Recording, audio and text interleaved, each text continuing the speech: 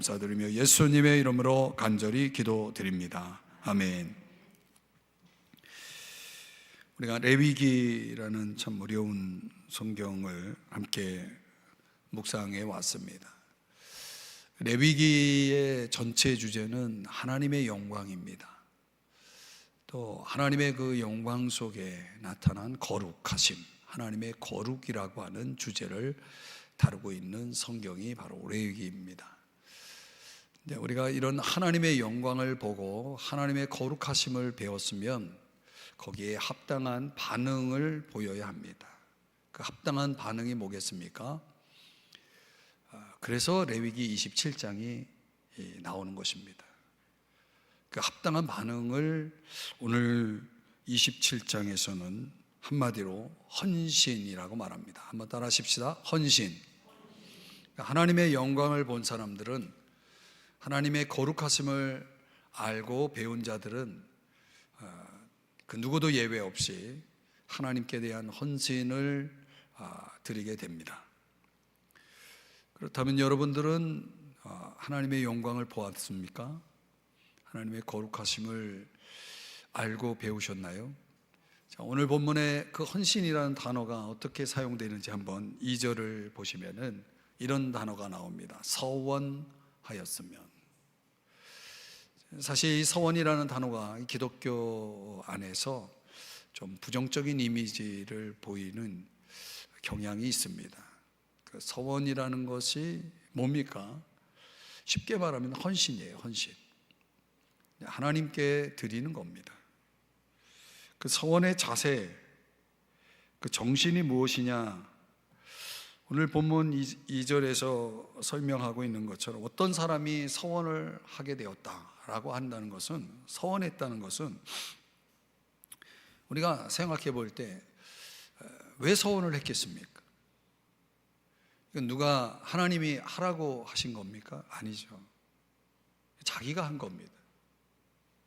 그러니까 여기 이 서원이라고 하는 단어 속에 우리 인간의 편에서, 우리 편에서 보면 여기에는 뭐가 들어가 있냐면 자원함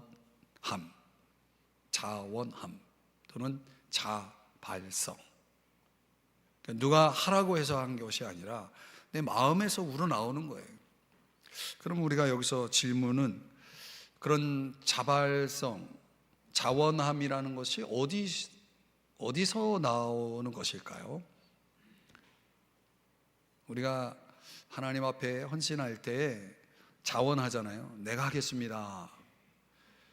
이렇게 자원을 한다고 한다면 그 자원함은 무엇 때문에 하는 것일까요? 우리가 이제 성경의 정신을 좀 묵상을 해보면 모든 자원함, 자발성은 하나님의 복주심에 대한 예배자의 응답이라는 거죠. 하나님이 내게 복을 주셨어요. 그 복에 너무 감사해. 뭔가 하나님 앞에 그 마음의 응답을 통해서 뭔가 하나님께 나도 뭔가 해야 되지 않는가? 라는 어떤 그런 동기부여가 이루어지는 거죠. 하나님께서 내게 이렇게 복을 주셨으니 내가 하나님 앞에 뭔가를 해야 되지 않을까? 그 예배자로서의 어떤 그런 감사가 표현된 것이 바로 뭐냐? 오늘 본문에서 사용되는 서원이라고 하는 거죠. 우리가 현대적으로 그 단어를 바꾸면 헌신이라고 하는 것입니다. 우리가 헌신이라는 것이 근본적으로는 이제 자발성, 자원함이라고 말씀을 드렸잖아요. 그런 걸 통해서 표현된 것이라고. 그런데 이런 것들이 혹 잘못 또 사용되는 경우도 있습니다. 그래서 성경은 몇 가지 그런 차원의 경고를 하고 있는데, 잠언 20장 24절에 보면 현대인의 성경에서는 그런 표현을 해요.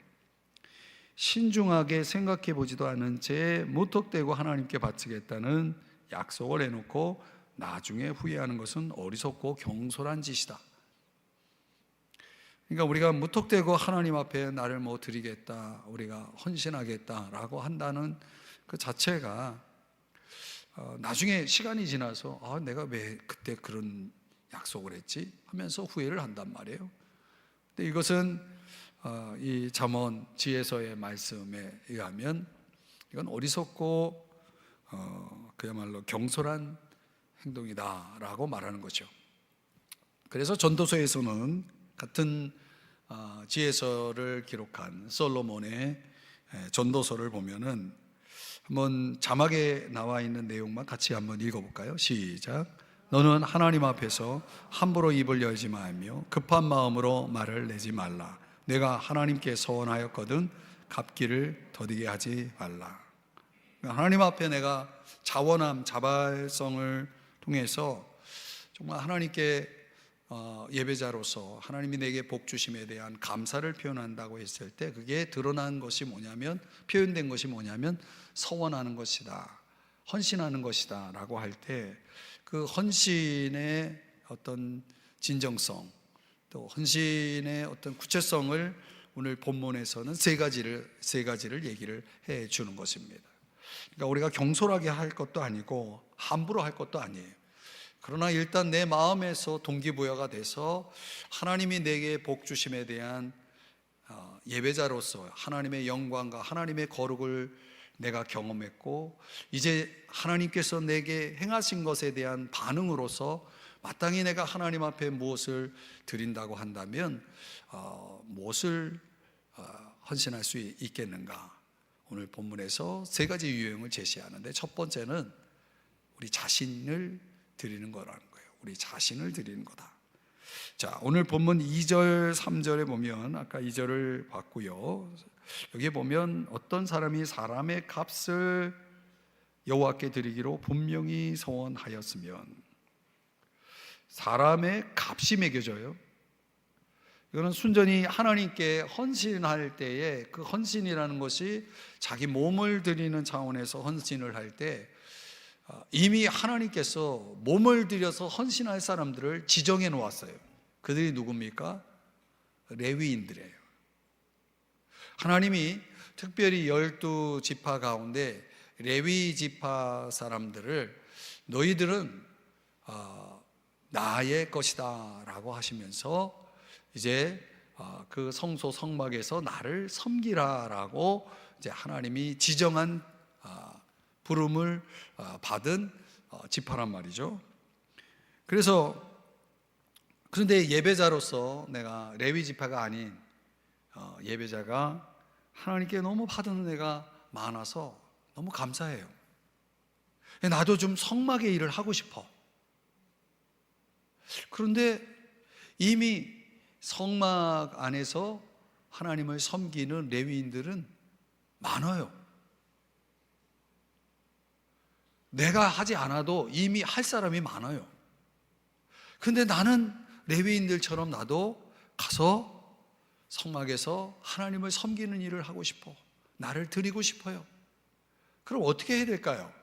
그래서 하나님께서 이 방법을 제시해 준 겁니다. 너희들이 혹시 레위인들처럼 왜 레위인들만 하나님을 섬깁니까? 저도 하나님을 섬기는 일에 제 몸을 드리고 싶습니다 라고 생각이 된다면 너희들 이렇게 해라 해서 3절을 주신 겁니다. 한번 3절을 같이 읽어보겠습니다. 시작.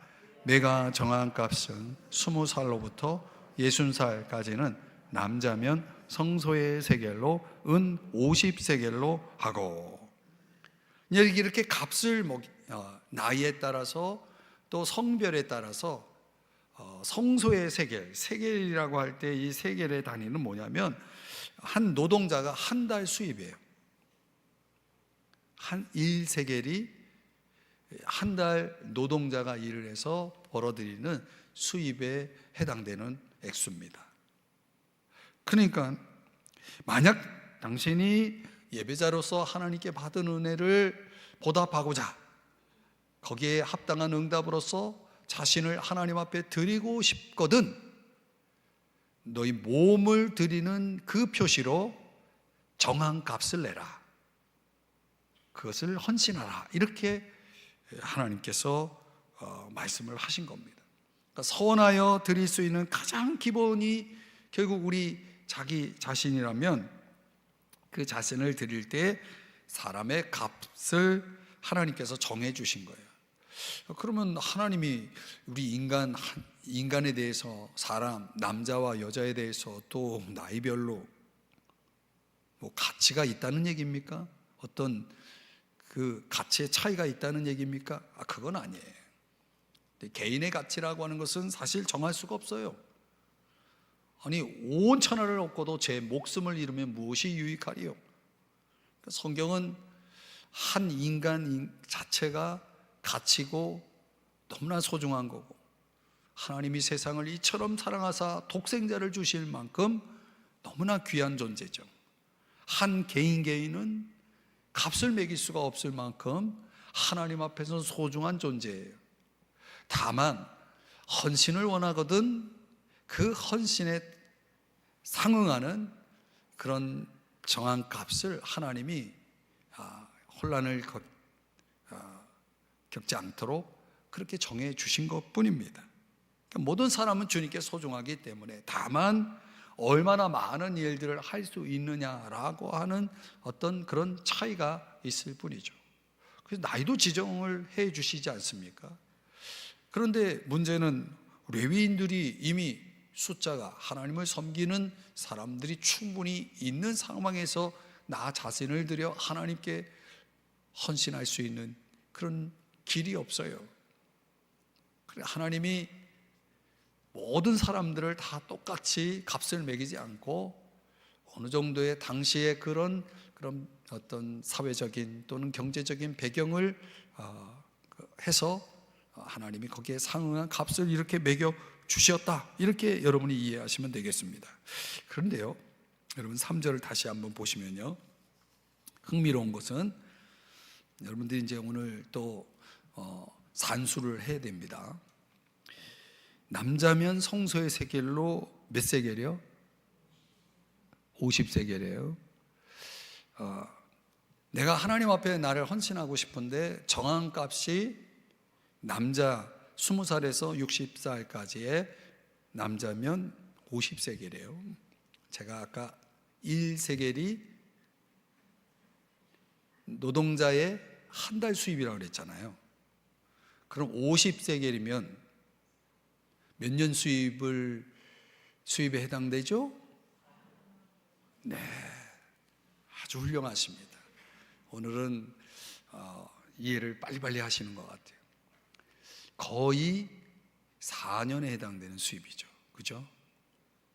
그러면 여러분 생각해 보세요. 4년 동안 열심히 일해가지고 직장에서 벌어들인 수입의 그 전액이 4년 동안 모아진 액수예요. 얼마나 큰 액수예요. 그죠? 이런, 어떻게 보면 오늘날 경제 가치로 볼 때에도 이 4년의 그 어떤 수입을 한꺼번에 하나님 앞에 드린다? 이게 쉬워요? 어려워요? 저는 뭐 질문 같지 않은 질문을 항상 이렇게 던져요. 이거 그렇게 쉬운 일이 아닙니다. 하나님이 왜 이렇게 값을 정했을까요?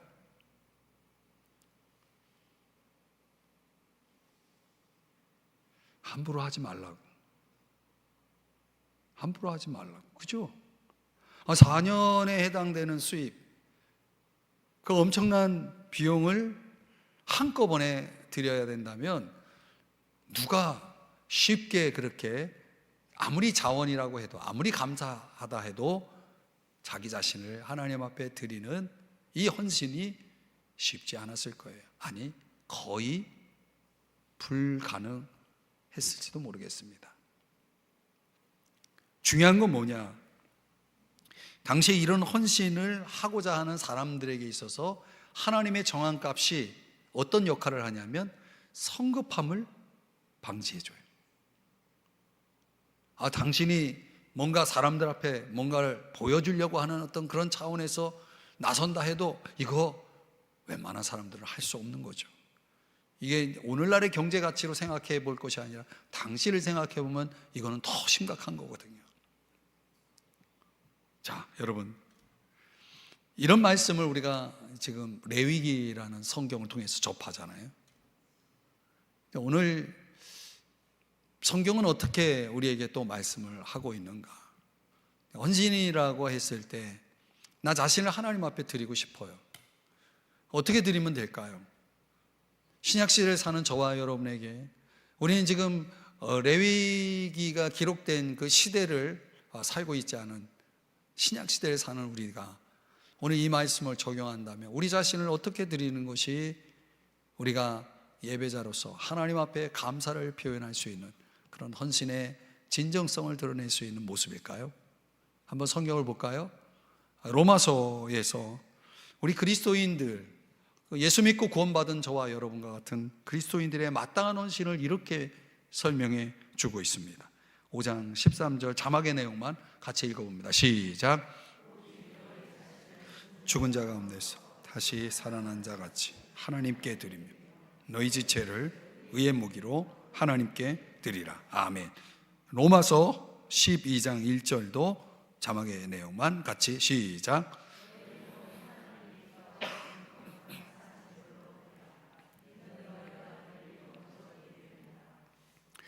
그러니까 이 신약시대 그리스도인들은 이 레위기에 기록된 당시의 그런 상황과 다르죠. 우리 그리스도인들도 헌신할 수 있다는 거예요. 자발적으로 하나님 앞에 우리 자신을 드릴 수 있다는 것입니다. 의의 무기로 하나님께 드리라. 이게 신약의 단서예요.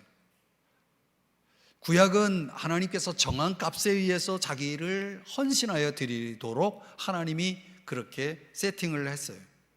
근데 오늘날은 그렇게 세팅하지 않고 하나님이 이 로마서를 통해서 우리가 우리 자신을 하나님 앞에 드리고 싶어요. 어떻게 하면 될까요? 쉬워요. 이렇게 하면 돼요. 의의 무기로. 하나님이 기뻐하시는 일에 여러분의 몸을 드리면 되는 겁니다. 우리는 4년 동안 모아놓은 수입을 하나님 앞에 드려서 헌신하는 사람들이 아니라 여러분의 몸을 하나님이 기뻐하시는 그 어떤 일에 여러분의 삶을 드리면 그게 오늘 이 레위기에서 설명하고 있는 정한값을 하나님 앞에 드리는 거예요. 이게 하나님이 정한 것이기 때문에 그래요. 우리는 하나님이 정하신 대로만 드리면 되는 거예요. 여러분 자신을 드릴 수 있다면 여러분들은 이 로마서 말씀에 정한 값을 내시면 됩니다. 하나님이 여러분이 기뻐하신다라고 할 수 있는 자리에 여러분 자신을 드리면 여러분 정한 값을 드리는 겁니다. 쉬워요, 어려워요? 쉽죠. 우리가 우리 자신을 드리는다라고 하는 것이 결국은 이렇게 신약 시대를 사는 사람들에게는 훨씬 수월하고 너무나 단순한 그런 정한 값을 하나님께서 우리에게 제시해 주고 있는 거죠. 내가 오늘 하나님 앞에 나 자신을 드리는 방법은 뭡니까? 하나님이 기뻐하시는 곳에 나를 드리는 거예요. 우리가 여러분이 직장을 가시든 아니면 여러분 오늘 하루 누구를 만나든 그 요소에서 일을 통해서든 관계를 통해서든 하나님이 기뻐하시는 삶을 사는 거예요. 하나님이 기뻐하시는 모습으로 살아가는 거예요. 하나님이 보실 때 기뻐하실 만한 그런 삶을 사는 거예요. 그게 오늘 우리 자신을 서원하여 드리는 자의 모습이라는 거죠. 여러분, 예배자로서 하나님 앞에 감사할 때 여러분의 삶이 여러분의 자신을 하나님이 기뻐하시는 산 제물 되어 사시는 여러분 되시길 주의 이름으로 축복합니다. 두 번째로 그런 은혜 받은 자의 마땅한 반응이 이번에는 무엇으로 연결되냐면 이제 우리 자신을 드리는 것에서 다른 영역으로 넘어갑니다. 소유라고 하는 영역으로 넘어갑니다. 그러니까 하나님 앞에 감사한 사람이 이제 자기 자신을 드리는 차원이 아니라 그거보단 덜한, 그러니까 제일 큰 정한 값은 내 몸을 드리는 거였다는 거죠. 그거보다 좀 덜한 어떤 내용인가? 9절 10절 말씀 한번 다 같이 읽어보겠습니다. 시작. 사람이 서원하는 예물로 여호와께 드리는 것이 가축이면 여호와께 드릴 때는 다 거룩하니 그것을 변경하여 우열간 바꾸지 못할 것이요 혹 가축으로 가축을 바꾸면 둘 다 거룩할 것이며. 자 보세요. 우리가 여기서는 어떤 걸 이제 하나님 앞에 너무 감사해요. 하나님이 주신 은혜가 너무 커요. 그래서 내가 나 자신을 드리는 것, 하나님이 정한 값을 드리는 것보다 나는 하나님께 가축을 드려야 되겠다 해서 하나님 앞에 서원을 했어요. 헌신을 했어요. 나보다는 좀 덜한 값이죠. 가축의 경우 이제 주님께 헌신하여 드릴 수 있었는데 이것 또한 값으로 구속할 수도 있었다는 거죠. 오늘 제가 9절 10절만 읽었는데 13절까지 그리고 14절에서 25절까지 내용에 의하면 그렇습니다. 그런데 일단 주님께 바치기로 했다라고 할 때 그 가축은 거룩한 것, 하나님께 드려진 구별된 것이기 때문에 주님 것이 되었거든요. 그런데 무슨 이유인지 모르지만은 내가 하나님께 드리기로 했던 그 가축이 조금 아깝다는 생각이 들었을 것 같아요. 좀 가축을 드리기엔 좀 아깝다 해서 우열을 따져가지고 그 가축, 원래 드리기로 했던 가축보다는 좀 덜한 가축으로 그걸 바꾸어 드리려고 하는 그런 일이 발생이 된 겁니다. 참 이런 걸 변덕이라고 할까요? 어떻든 우열간 바꾸는 경우 원래 드리기로 했던 것이 아닌 다른 걸로 교체가 됐을 때 틀림없이 전에 게 좋았겠습니까? 뒤에 게 좋았겠습니까? 네, 좋은 걸 드리겠다고 마음을 먹었다가 마음이 바뀐 거예요. 여러분, 우리도 그렇지 않습니까? 마음이 바뀌잖아요. 자꾸 어제의 마음과 오늘의 마음이 또 다르잖아요. 그때 하나님께서 이렇게 또 값을 정합니다. 어떻게 값을 정하냐면 2개 다 드려라. 그러니까 바꾸는 게 손해예요. 왜냐면 2개를 다 드려야 되니까, 그죠? 이런 죄악을 누가 행했느냐? 제사장들이 행했다. 어느 시대? 말라기 시대. 그래서 말라기 1장 13절 14절에 보면, 자, 한번 조금 길지만 이 말라기 말씀 우리가 한번 같이 읽어보겠습니다. 천천히 같이 읽습니다. 시작. 만군의 여호와가 이르노라, 너희가 또 말하기를 이 일이 얼마나 번거로운가 하며 코웃음치고 훔친 물건과 저는 것 병든 것을 가져왔느니라. 너희가 이같이 봉헌물을 가져오니 내가 그것을 너희 손에서 받겠느냐? 이는 여호와의 말이니라. 14절 시작. 짐승떼 가운데 수컷이 있거늘 그 서원하는 일에 흠 있는 것으로 속여 내게 드리는 자는 저주를 받으리니. 그러니까 원래 정한 것이 있는데 마음이 바뀌었어요. 그래서 그거보다 좀 덜한 것을 드렸다. 그걸 아주 노골적으로 표현한 것이 말라기의 말씀이에요. 그 덜한 것이 뭔가 봤더니 저는 것, 병든 것 이런 것들이에요. 흠이 있는 것들, 온전한 것이 아니라는 거죠.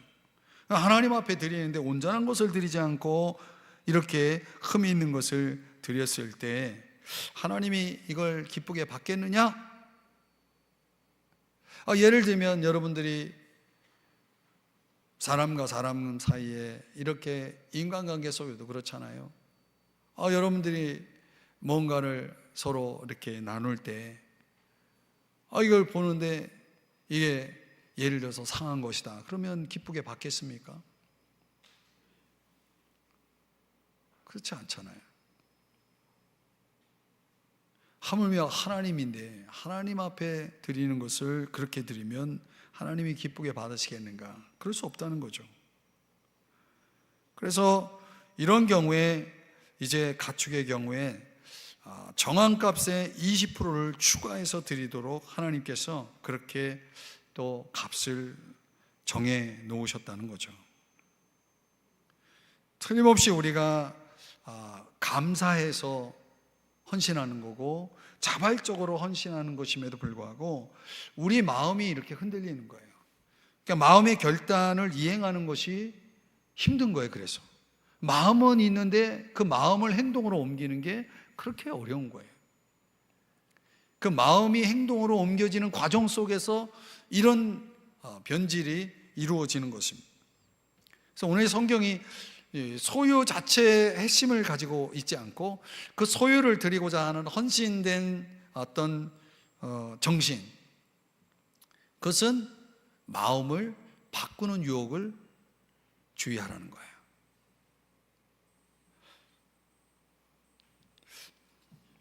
옛날에 이제 그런 경우가 많은데, 시험을 이제 보는데 2번을 딱 답을 딱 기록했다가 시간이 남아가지고 또 쭉 검토를 한다고 그걸 쭉 보는데 그 2번이 꼭 3번 같아요. 그래서 3번으로 바꿔요. 그러면 꼭 2번이 정답인 거예요. 그게. 여러분들 그런 거 많이 경험하셨죠? 바꾸면 안 돼요. 바꾸면 손해보는 겁니다. 그러니까 정한 대로 하라는 거예요. 여러분, 사람이 자신이 가지고 있는 소유라는 것은 다 우리 각자가 다르죠.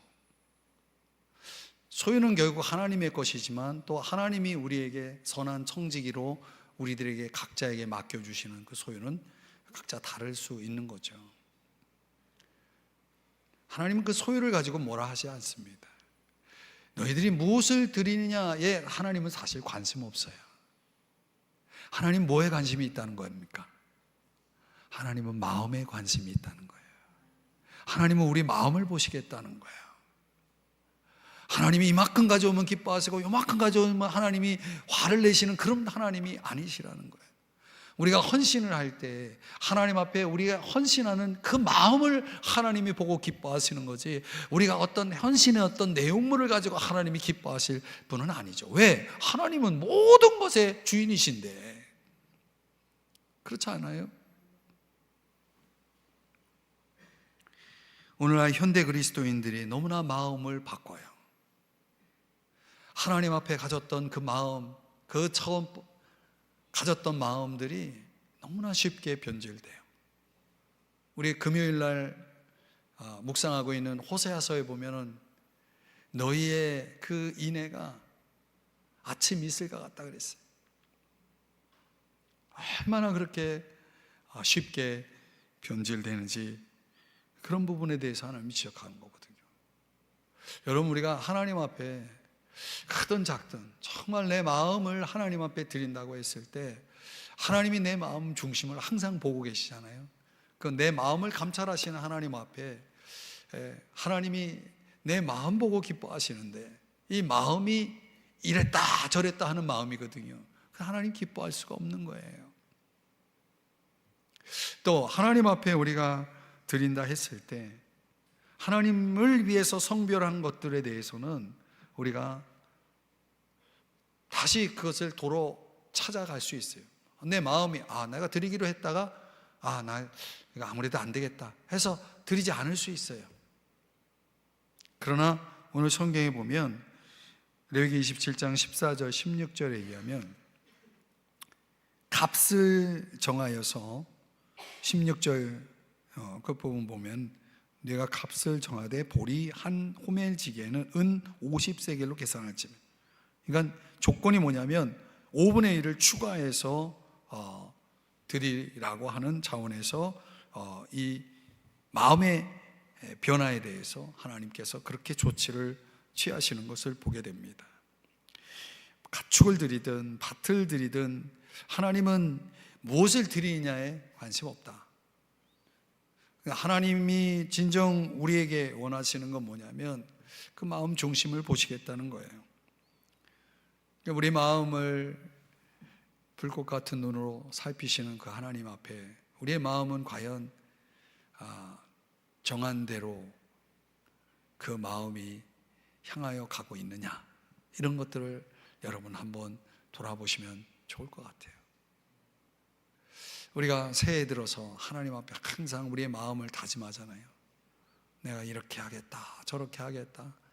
얼마나 하나님 앞에 우리가 우리의 마음의 생각 내 입으로 내놓지 않아도 하나님은 내 마음 중심을 이미 다 읽어버리거든요. 이미 스캔이 다 떠졌기 때문에 그 속에 어떤 내용물이 있는지를 하나님 다 보셨거든요. 다 아셨거든요. 그리고 하나님 지켜보는 거예요. 마음대로 하고 있는지, 정한 대로 하고 있는지.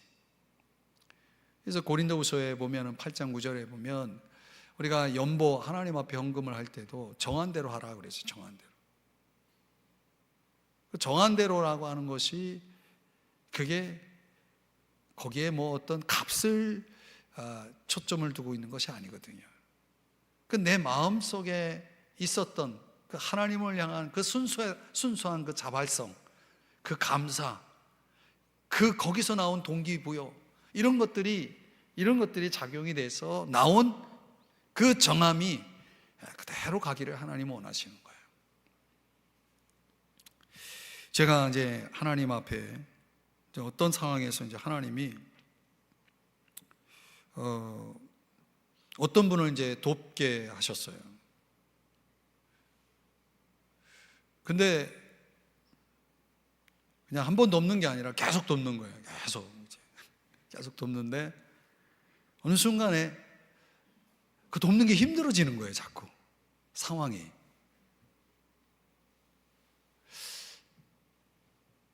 갈등이 생겼어요. 그래서 하나님 앞에 이제 기도를 하고, 물론 뭐 기도하는 거 그 자체가 우스운 거죠. 이미 내 마음 정한 건데 내가 그 사람 돕겠다 말이죠. 그렇게 마음을 정한 건데 하나님 마음이 갈등이 생긴 것이 참 하나님 앞에 죄송한 마음도 들고, 결국은 이제 어떻게 결론을 내냐면 정한 대로 한다. 아무리 뭐 상황이 바뀌어도 이건 정한 대로 간다.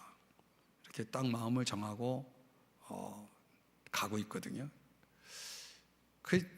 저도 여러분들과 다르지 않습니다. 저도 하나님 앞에 이렇게 내가 어떤 차원에서 하나님 앞에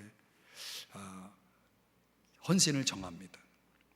근데 그 헌신을 정해서 끝까지 끌고 가는 게, 그렇다고 갑자기 너무 또 큰 감동을 받아가지고 그 정한 것에 플러스해서 또 정할, 그렇게 할 때는 굉장히 신중하게, 괜히 더 정했다가 못하는 것보다는 정한 대로만 열심히 하자 이런제 가는 거죠.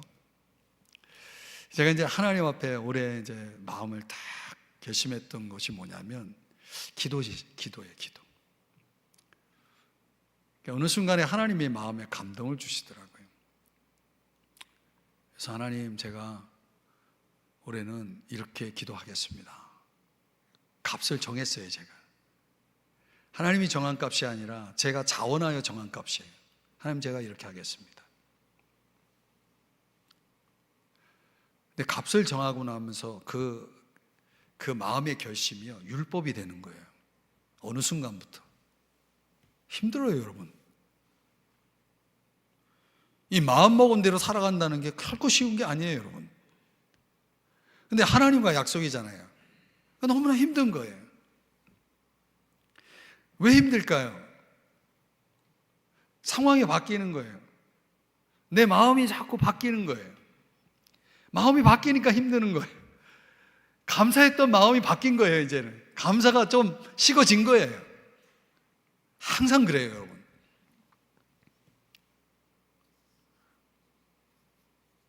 하나님 앞에 그런 마음의 정함이라는 것이 어떻게 보면 족쇄가 되는 경우도 있고, 우리로 하여금 정말 순수하게 하나님 앞에 나를 헌신하여 드리는 그런 삶을 굉장히 아주 고통스럽게 만들 수도 있어요, 그게. 그러나 또 한편으로 생각해 보면 그래요. 내가 참 잘 정했다. 정했기 때문에 기도하잖아요. 정하지 않았다면 그렇게 하지 않았겠죠. 정하지 않아서 그렇게 안 하는 거라, 그래도 정했기 때문에 끝까지 그렇게 하려고 몸부림을 치는 거랑 어떤 게 나은 것 같아요? 저는 후자가 나은 것 같아요. 아무것도 하나님 앞에 내가 마음에 정하지 않고 결심도 없고 하나님 앞에 드림도 없이 살아가는 그런 신앙인들과 차원이 다른 거죠.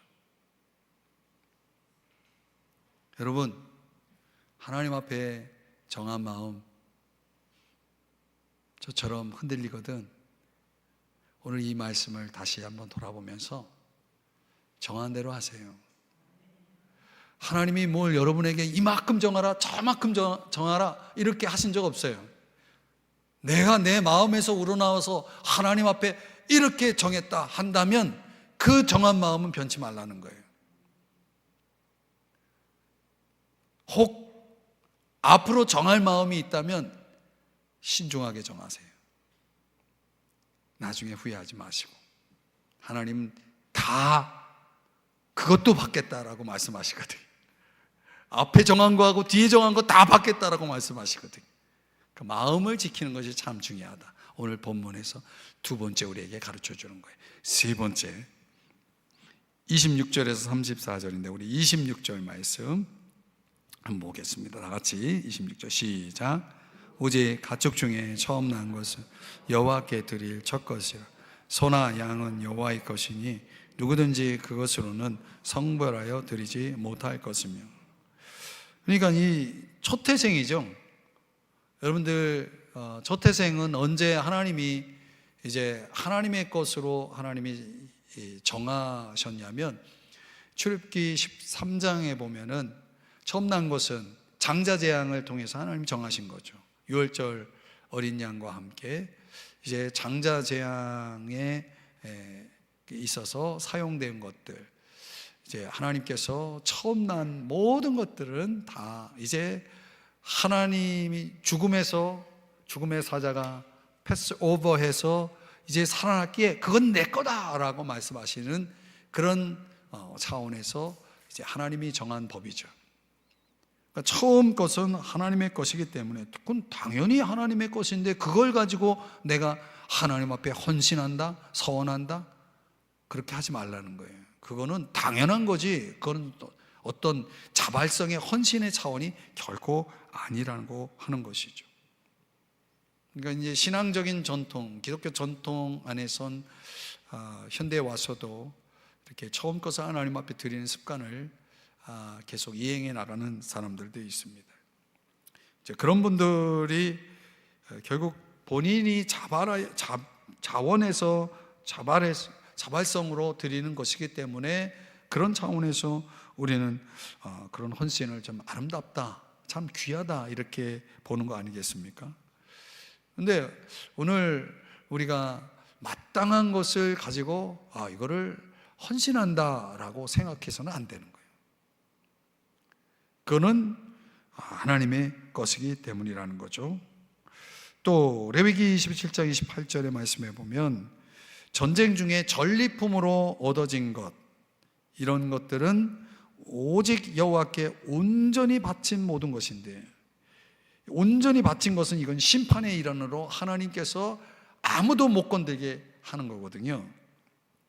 그래서 여호수아 6장에 보면은 온전히 바치되, 그리고 18절에 보면 어떤 것이든지 취하여 고통을 당하게 되지 아니하도록 오직 너희는 그 바친 물건에 손대지 말라. 하나님이 딱 그 몫은, 전쟁의 전리품은 이거는 그 대상에 대해서 하나님이 심판한 거기 때문에 이건 하나님의 것이 온전히 바쳐진 하나님의 것이기 때문에 손대지 말아야 된다. 이걸 손댄 사람이 누굽니까? 여러분이 잘 아는 아간 아닙니까? 아간. 그래서 그 아간의 가족이 하나님의 심판을 받게 되지 않습니까? 이런 것들은 이거는 헌신의 대상이 아니다 라고 하는 것을 말씀하고 있는 거죠. 또 30절에 보면은 그 땅의 10분의 1, 곧 그 땅의 곡식이나 나무 열매는 그 10분의 1은 여호와의 것이니, 우리가 흔히 이제 11조라고 말하는 차원인데, 이런 것들은 서원 제물로 삼을 수 없다. 이거는 마땅한 것이다, 마땅한 헌신이다 라고 하나님이 말씀하시는 거죠. 신약 성경에는 어떤 차원에서 이런 11조라고 하는 이런 권고가 없습니다. 그래서 오늘날 이제 이런 논쟁이 있죠. 신약에는 없기 때문에 이거는 뭐 하지 않아도 된다, 이렇게 이런 논리로 주장하는 분들도 있습니다. 그러나 여러분, 신약 성경에서의 차원에서 율법의 11조를 다루지 않는 이유는, 사실은 신약 성경의 헌신은 율법의 11조 이상입니다. 하나님이 기대하시는 것은, 하나님의 몫으로 하나님이 정한 것은 11조가 아니라 그 이상을, 더 많은 것들을 하나님 앞에 포기하는 것을 명령하신 거죠. 신약에는 10분의 1을 원하는 게 아니라 온전히 모든 것을 하나님 앞에 드리는 그런 삶을 얘기하는 거예요. 그래서 누가복음 14장에서 뭐라고 말씀하는지 한번 이 구절 자막의 내용을 우리 한번 같이 읽어보겠습니다. 시작. 물은 내게 오는 자가 자기 부모와 처자와 형제와 자매와 더욱이 자기 목숨까지 미워하지 아니하면 능히 내 제자가 되지 못하고. 27절. 누구든지 자기 십자가를 지고 나를 따르지 않는 자도 능히 내 제자가 되지 못하리라. 그 다음에 33절로 가면, 이와 같이 너희 중에 누구든지 자기의 모든 소유를 버리지 아니하면 능히 내 제자가 되지 못하리라. 아멘. 신약 성경은 10분의 1을 얘기하지 않고 자기 모든 소유를 버리지 아니하면, 우리가 주님의 일들을 수행하는 데 있어서, 주님을 따르는 제자로서의 삶을 살아가는 데 있어서 이런 것들이 결코 우리가 가고자 하는 이 제자의 길을 방해할 수 없는 거예요. 가족도, 또 나의 어떤 인생의 목적도, 소유도, 그 어떤 것도 내가 제자로서의 삶을 살아가는데 방해가 될 수 없다. 그 모든 것의 우선순위, 주님을 따르는 것이 가장 최우선순위가 되어야 한다는 차원에서 보면은, 이 구약에서 말하고 있는 이런 차원의 10분의 1의 어떤 규례는, 이거는 신약에 비교하면 이건 비교가 되지 않을 만큼 신약의 그리스도인들에게 주어진 헌신의 그 분량은 이 구약의 율법을 훨씬 능가하는 것이라고 하는 것이죠. 그렇기 때문에 그런 논쟁을 하는 분들이 있어요. 뭐 11조 가지고 논쟁을 하면서 자꾸 그런 어떤 율법적인, 구약적인 것으로 치부하면서 그런 것을 폄하해 버리는 그런 사람들이 있는데, 여러분들 그런 거에 너무 현혹되지 마세요. 성경은 전체 통전적인 맥락 속에서 해석을 해야지, 어느 한 부분을 보고 그걸 결론을 내리는 그런 해석은 굉장히 아주 위험한 해석이고 편협된 해석이기 때문에 그건 안 좋습니다. 그렇게 성경을 보시면 안 되는 거예요. 또 어떻든 우리가 이제 오늘 그 살펴보는 내용을 이제 정리를 해보면, 여러분 어떻든 자발적이지만은 마음 가운데 이제 하나님 앞에 나 자신을 드리든 소유를 드리든 또 마땅한 것을 드리든 간에 왜 이렇게 자꾸 성경은 드리는 거에 대해서 말씀을 할까요? 꼭 이렇게 드려야 되나요? 근데 우리가 여기에 대한 이제 오늘 정답을 가지고 오늘 말씀을 정리해야 되거든요. 오늘날 우리 신앙인들이, 그리스도인들이 참 삶이 참 많이 힘들죠. 많이 힘들고 하나님 앞에 무엇을 드린다는 것이 참 우리 성도님들에게 얼마나 큰 부담인가, 이런 것들을 이렇게 교제를 해보면, 대화를 나눠보면 알 수가 있어요. 또 세상 사람들이 바라보는 시선도 그렇죠. 이게 사실 구약에 이렇게 성경을 이렇게 쭉 읽어나가다 보면 자꾸 뭐가 오냐면 부담이 와요. 야, 이거 어떻게 이렇게 하라고 그러지? 그래서 자꾸 구약 성경을 읽고 싶지 않아요. 이제 우리가 다음 시간부터 민수기를 들어갈 건데, 민수기도 만만치 않습니다. 그냥 구약 사람들은 이런 내용들이 하나님이 정한 규례로 그들에게 주어졌기 때문에 이 짐이 굉장히 무거웠을 겁니다. 그렇죠? 신약시대에 사는 우리가 보더라도 그렇죠. 그런데 신약시대 사람들은요, 율법을 따르는 자가 아니에요. 지금 우리가 구약성경을 본다고 우리가 율법을 따르는 게 아닙니다. 여러분들에게 지금 율법을 가르치고 있는 게 아니에요.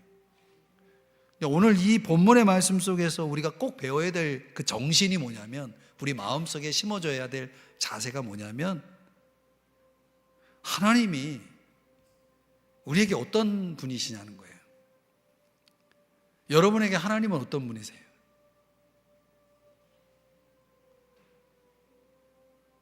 오늘 이 본문에서 지금 뭘 자꾸 이렇게 서원하고 드리고 헌신하고 막 이런 얘기가 막 나오는데, 이걸 율법적으로 보면 이게 다 뭐가 되는 거예요? 짐이 되는 거예요. 우리는 율법으로부터 자유함을, 복음의 자유를 가지고 있는 사람으로서 오늘 이 본문을 어떻게 풀어 해석해서 우리에게 적용할 것이냐라고 본다면, 지금 왜 이렇게 드리는 거에 대해서, 헌신에 대해서, 서원에 대해서 성경은 이렇게 상세하게 말씀을 하고 많은 내용을 말씀하고 있느냐? 한마디로 이미 하나님은 저와 여러분에게 말할 수 없는 귀한 것을 주신 분이라는 거예요. 그래서 로마서 8장 32절에 뭐라고 말씀합니까? 자기 아들을 아끼지 아니하시고 우리에게 내어주시니가 어찌 그 아들과 함께 모든 것을 우리에게 은혜로 주시지 아니하시겠느냐. 그러니까 사실 자기 아들을 아끼지 않고 내어주신 분인데, 그분이 우리에게 무엇을 요구한다고 해도 그건 우리에게 그리 큰 것이 될 수가 없습니다.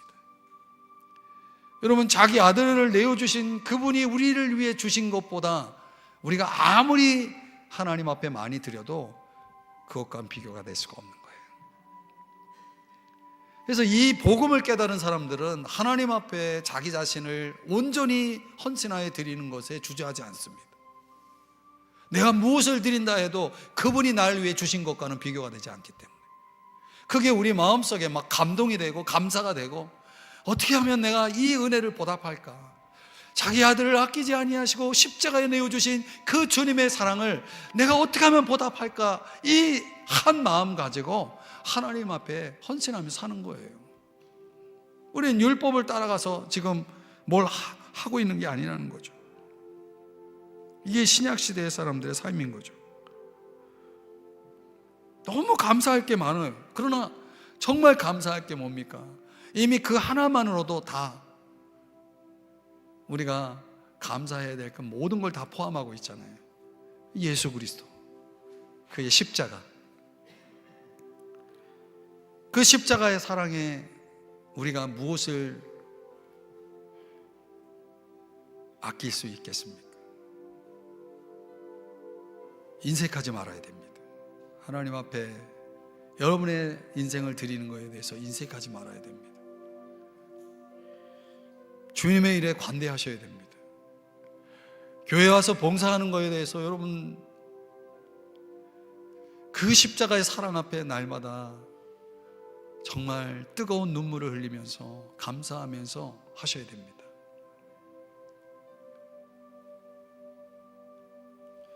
역대하 34장에 요시야 왕이, 정말 그 성경을 읽어보시면 여러분 아시겠지만 엄청난, 감당할 수 없을 만큼 관대한 봉헌을 합니다.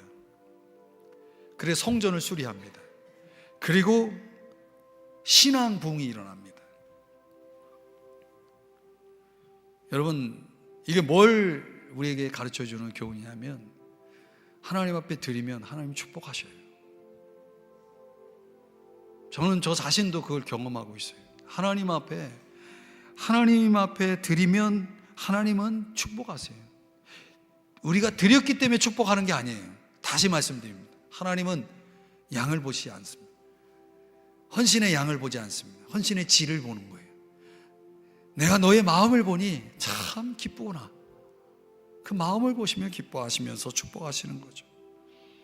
그러니까 하나님의 놀라운 은혜가 깨달아지는 순간 하나님 앞에 우리 자신을 온전하게 드리게 되는 거예요. 그 누가복음 7장에 그 죄 많은 죄인으로 살던 여자가 자신이 예수님 발에 그 값비싼 향유를 다 쏟아부을 때 주변 사람들이 다 멍청하다 그러고 너무 어리석다라고 그러고 너무 무모하다라고 그러고 다 책망을 하는데 예수님은 뭐라고 말씀했냐면 하나님의 그 사랑에 놀라운 반응을 보인 여인이라고 칭찬을 하셨어요.